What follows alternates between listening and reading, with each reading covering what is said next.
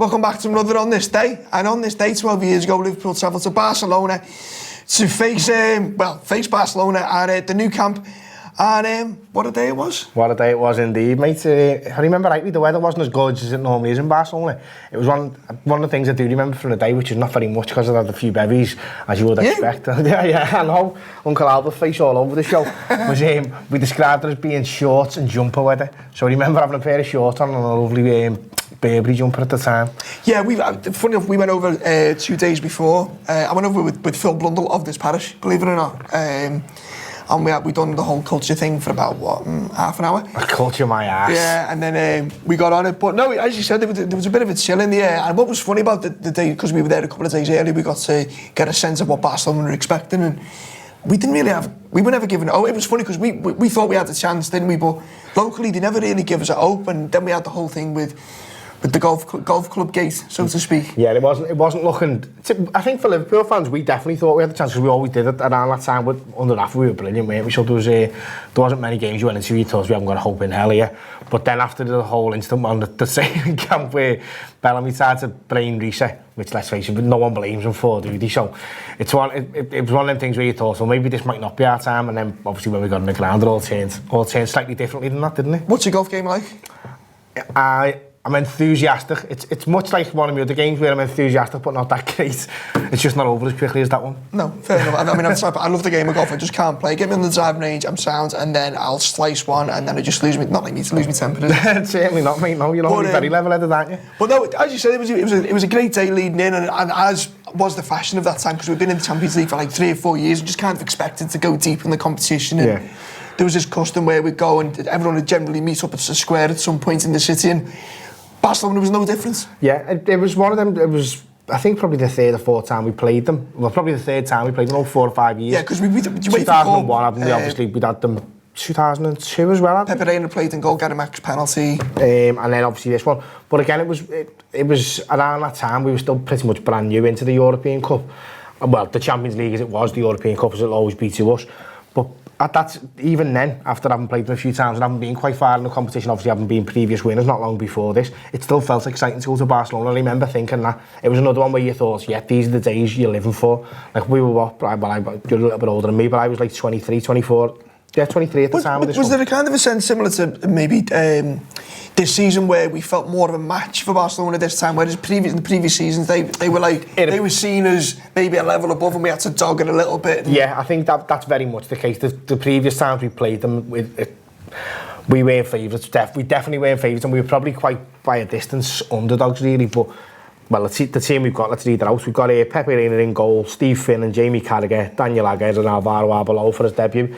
Gerard Alonso, Sissoko and Riise in the midfield. Now, Riise often played in the midfield around this time, didn't he, on the left-hand side. And he done all right, to be fair. I actually preferred him there with Bellamy and Keita. Do less damage. Well, it was his passing that was always an issue for me. To be fair, his defending wasn't too bad, but his passing from left-back, that big, long, cross-field ball, that frustrated the life out of me. Just to dive in, one of my favourite things about John Riise, only after he'd left, because when it was there, he used to drive me around the fucking bend, was when he had the pass on his right foot, and he used to have to do a 360 pirouette. Oh, yeah.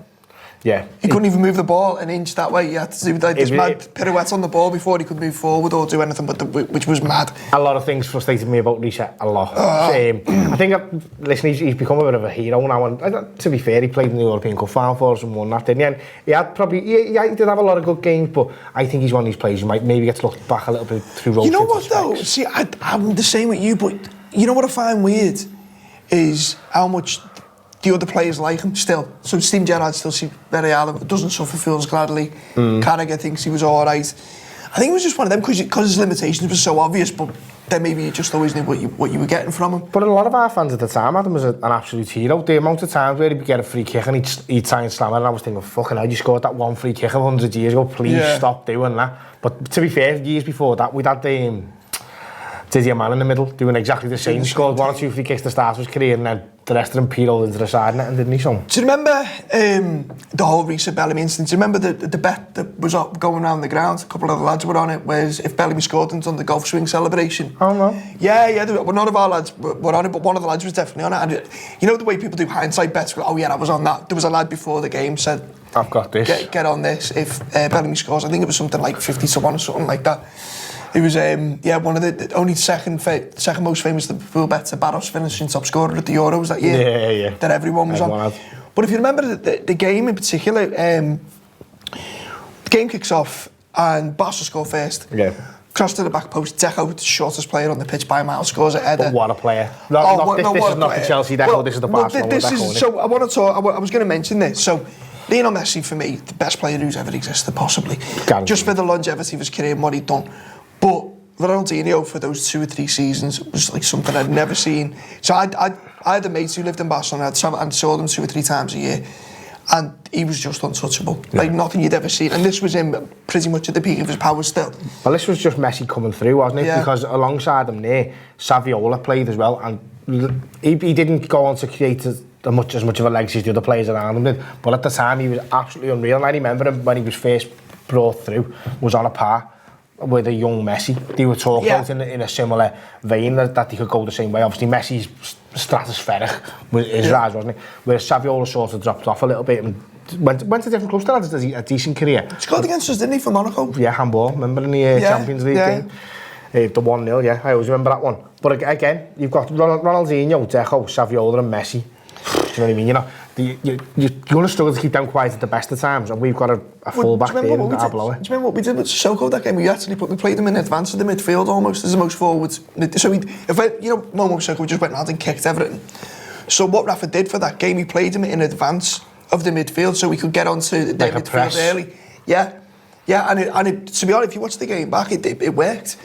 I think this is Sissoko's debut season. This was off the back. And people forget about Sissoko for the first season until he got his eye injury. It's not his debut season, is it? Because it's the season after, is it? It must be because remember we had the Momo as boss flag at the FA Cup finals in 2006. Yeah, no, you're right, Kev, you're quite correct.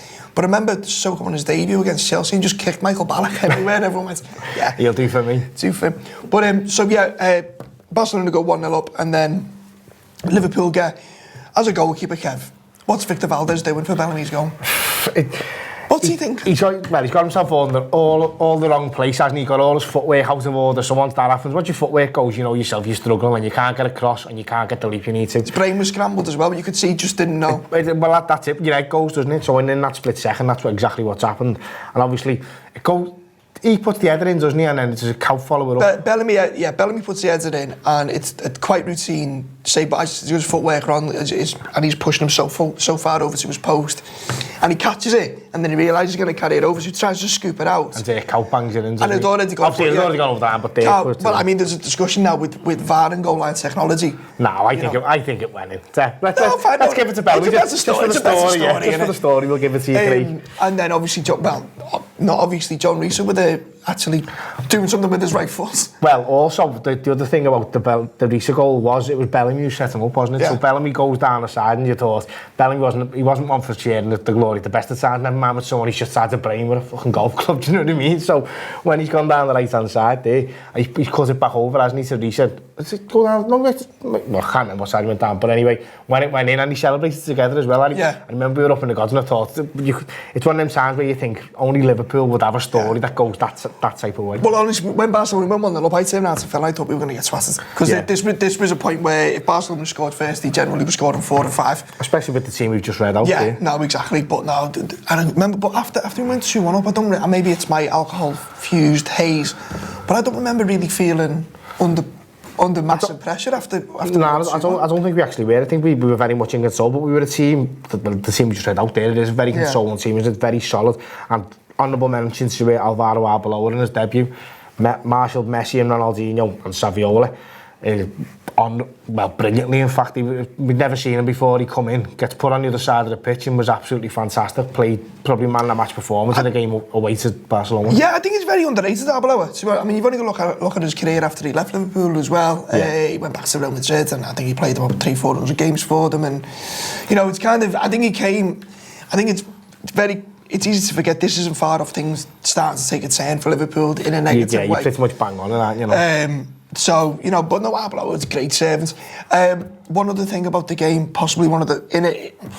I mean, look, we all love our fan culture. And we all love the banners and want that. You know where I'm going with this already, don't you? If it's the worst banner of all time, I do know where you're going with it, all time. Plastic, vinyl, little bit too try hard. Hey, Ronaldinho, Silla wants his teeth back. It was the worst flag ever. So if you made that, Brilliant. Yeah. You've been crowned as the worst flag ever, and we've got some absolute shite, so well done. There you go. So that's it for today's. Wow! On this day, 12 years ago, Liverpool travelled to the Nou Camp. Not the Camp Nou, as Andy likes to call it, but the Nou Camp. He's changed himself around so he looks cooler on this video. The Nou Camp. 12 years ago today, Liverpool won 2-1 up the Reds. Up the Reds.